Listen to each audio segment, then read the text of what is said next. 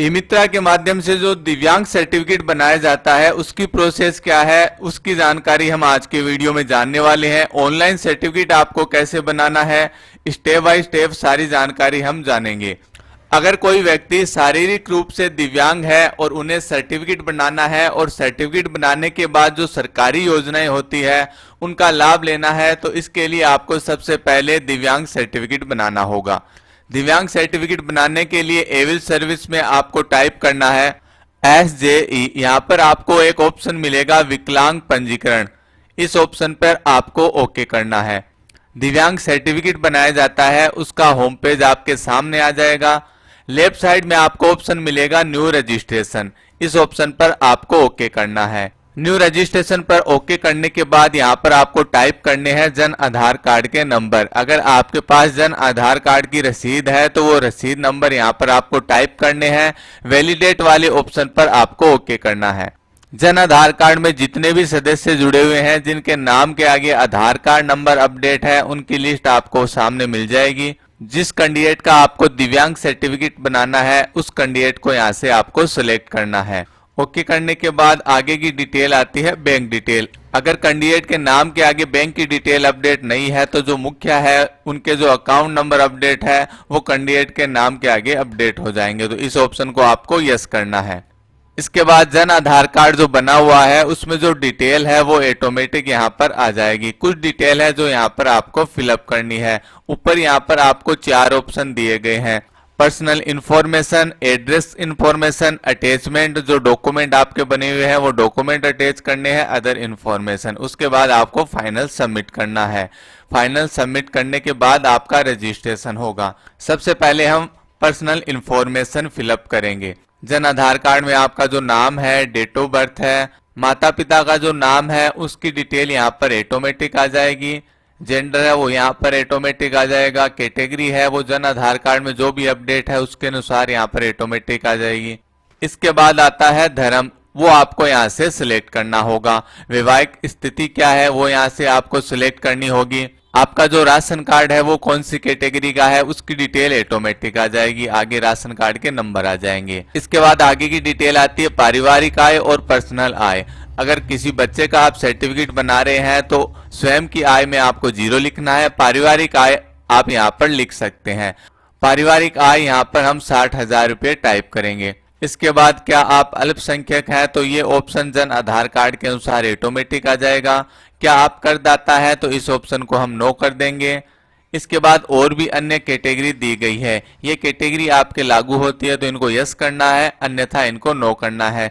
जैसे क्या आप विधवा के बच्चे हैं, क्या आप अनाथ है, क्या आप स्वयं विधवा है, क्या आपके स्वयं तलाक दे दिया है, तो ये कैटेगरी अगर लागू होती है तो यस करना है, अन्यथा इन्हें नो करना है। मोबाइल नंबर ऑटोमेटिक आ जाएंगे जन आधार कार्ड के अनुसार। ईमेल आईडी यहाँ आपको टाइप करनी है। ईमेल आईडी में भी सूचना आपको मिलती रहेगी। इसके बाद आती है अकाउंट की डिटेल। आपका खाता जन धन प्रकार का है तो इस ऑप्शन को नो करना है। अकाउंट की डिटेल ऑटोमेटिक आ जाएगी जो जन आधार कार्ड में अपडेट है। इसके बाद नीचे ऑप्शन आ रहा है रोजगार का विवरण। क्या आप नौकरी पेशे वाले हैं? अगर ये ऑप्शन लागू होता है तो इसे यस करना है, अन्यथा इसे नो करना है। इसे जैसे ही नो करेंगे तो आप कब से बेरोजगार है उसकी डिटेल यहाँ पर फिलअप करनी है। किसी बच्चे का बना रहे हैं तो उसकी जन्म दिनांक यहाँ पर हम सिलेक्ट कर लेंगे। उसके बाद नेक्स्ट वाले बटन पर ओके करेंगे।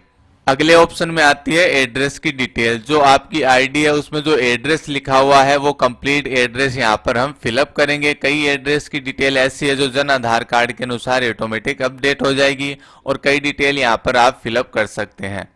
एड्रेस की डिटेल आपने फिलअप कर दी। इसके बाद नीचे आपको तहसील सेलेक्ट करनी है, जो भी आपकी तहसील लागू होती है। डाकघर आपको फिलअप करना है।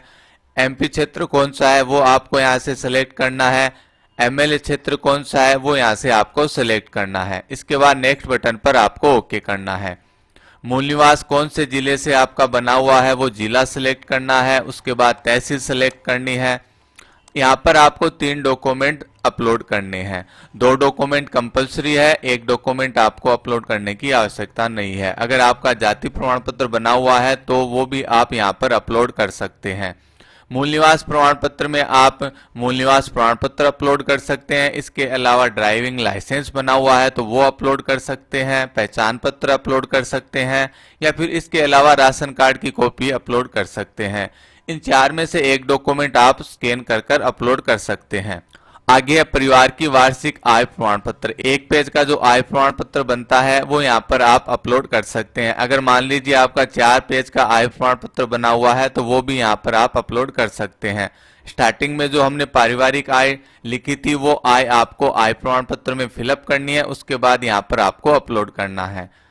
2 डॉक्यूमेंट अपलोड करने के बाद आप नेक्स्ट बटन पर ओके कर सकते हैं। अगर आपका जाति प्रमाण पत्र बना हुआ है तो जाति प्रमाण पत्र भी आप यहां पर अपलोड कर नेक्स्ट बटन पर ओके कर सकते हैं।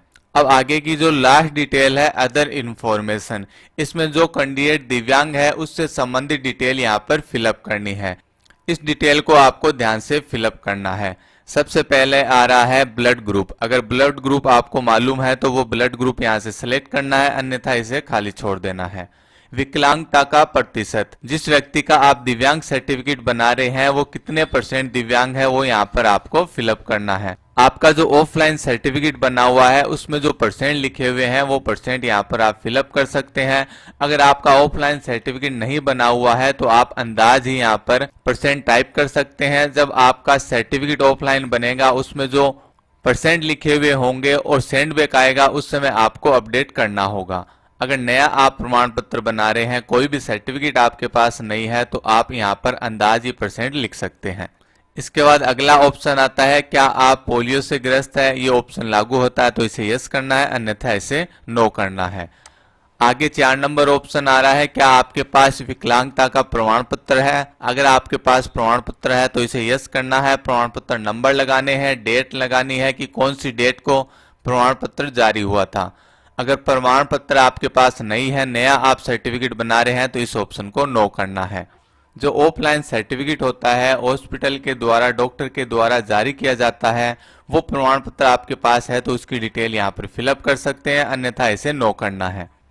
इसके बाद अगला ऑप्शन आता है विकलांगता का प्रमाण। जिस कैंडिडेट का आप सर्टिफिकेट बना रहे हैं दिव्यांग सर्टिफिकेट, वो शारीरिक रूप से कौन सी कैटेगरी में आता है, कौन सा ऑप्शन यहाँ पर लागू होता है तो उस ऑप्शन को सिलेक्ट करना है। अगर 2 ऑप्शन लागू होते हैं तो 2 कैटेगरी आप सिलेक्ट कर सकते हैं।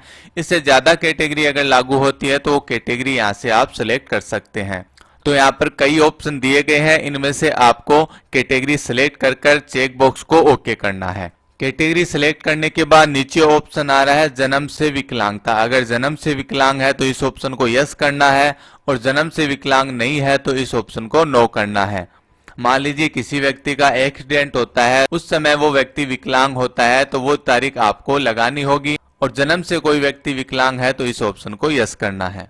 इसके बाद अगला ऑप्शन आता है अस्पताल का नाम जहां विकलांगता का इलाज चल रहा है। अगर ये डिटेल आपको मालूम है तो यहाँ पर फिलअप करना है, अन्यथा इसे खाली छोड़ देना है।